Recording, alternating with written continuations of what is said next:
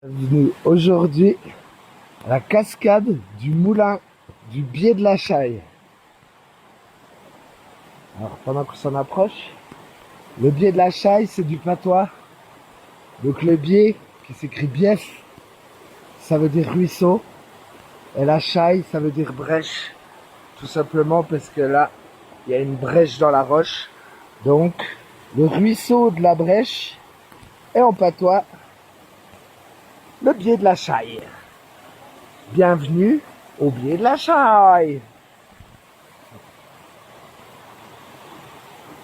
Alors là, vous voyez au-dessus, il y a les restes du moulin. Et c'est assez... ici,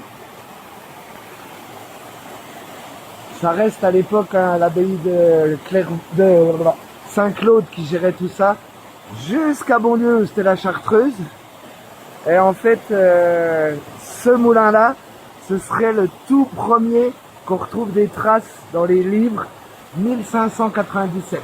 C'est l'époque où ils commencent à travailler l'eau. On voit là les restes des murets. Et en fait, voilà, comme ça reste un ruisseau, l'eau, elle varie. Donc ils ont arrêté le moulin plus tard. Et là, on va reprendre ce que je vous ai expliqué. Attendez, on va s'avancer. Hop, voilà. Regardez bien cette tuffe là. Vous voyez, en dessous c'est creux. Et c'est encore une cascade des tuffes. Donc je vais vous expliquer à peine mieux ce que c'est. Alors en fait, cette flotte là, c'est pas un secret, elle traverse beaucoup de rivières souterraines. La roche, elle travaille, l'érosion. Elle se charge en calcaire. Et du coup, quand elle ressort là, elle est pleine de calcaire. Et donc, ça fait ce fameux dépôt que je vous ai montré il y a 2 jours sur la vidéo de la crique. On le voit beaucoup mieux parce que là, il y a du débit.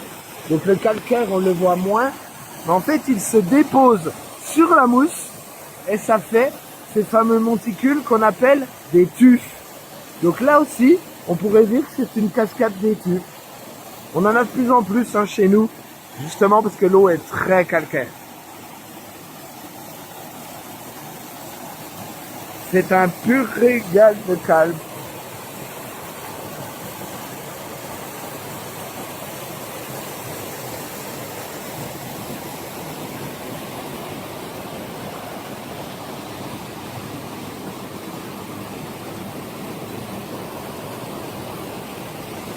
Que du bonheur. Il y a le soleil qui arrive.